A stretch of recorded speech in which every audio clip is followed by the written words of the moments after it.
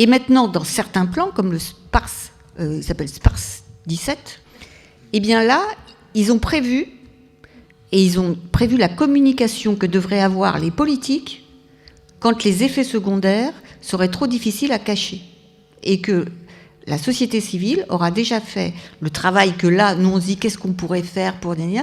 Eux, ils ont déjà prévu qu'on a fait ce travail, qu'on a fait des vidéos avec les victimes des vaccins, qu'il y a un moment donné où il y a trop de victimes visibles, avec trop de vidéos, des familles et tout, donc là, ils ne peuvent plus nier, qu'ils ont fait semblant de faire une commission d'enquête parlementaire, donc ils ont prévu la commission d'enquête parlementaire bidon, qui aura lieu, qui a déjà commencé, et ils ont aussi prévu que dans ce cas-là, le président de la République, dans leur plan, devra venir devant les citoyens et montrer énormément de compassion. Et voilà ce qui est dit. Donc, président de la République, vous devrez montrer beaucoup de compassion, dire que vous remerciez les gens qui ont accepté le vaccin et qui se sont ainsi sacrifiés pour leur communauté.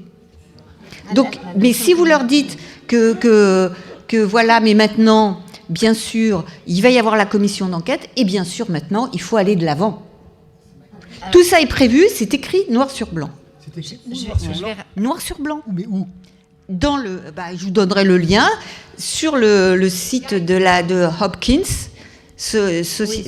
Voilà, SPARS, dossier, celui où il explique tout ça, ça s'appelle SPARS 17.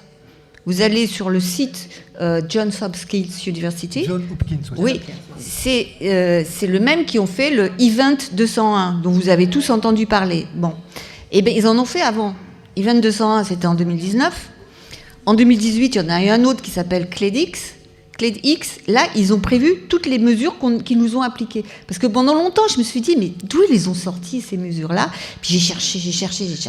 Et c'est il n'y a pas si longtemps que j'ai trouvé que c'était CLEDX. 2018. Mais 2017, c'est SPARS 17. Et SPARS 17, eux, ils ont prévu comment répondre à l'inquiétude de la population après les dégâts. Donc tout ça est prévu. Et ce qui est prévu en 2010 par la Fondation Rockefeller, les scénarios du futur, c'est justement tout ça. C'est-à-dire une pandémie, une fausse pandémie et une solution la plus efficace. Une fausse solution.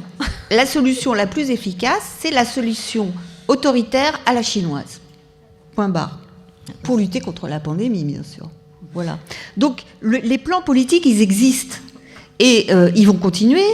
Et ils ont prévu, donc l'année prochaine, de prendre la souveraineté des nations à l'OMS et que l'OMS décide des mesures en cas de pandémie et les applique directement, indépendamment de la volonté des États. Donc si les États signent le traité nouveau pandémique qui sera soumis aux États en 2024, s'ils le signent, ça veut dire qu'ils perdent la souveraineté et ils signent l'obligation d'appliquer les décisions de l'OMS dès que l'OMS le décidera. Or, il faut savoir qu'une pandémie, il y a une personne qui décide, c'est le directeur de l'OMS, qui est un ancien terroriste, voilà, qui faisait partie d'un groupe maoïste terroriste dans son pays. Eh bien, il y a lui, il décide, il rencontre la personne, il n'est même pas obligé de demander l'avis de qui que ce soit, il dit, voilà, c'est une pandémie, point barre. Et là, il y a toute la machine qui se met en route.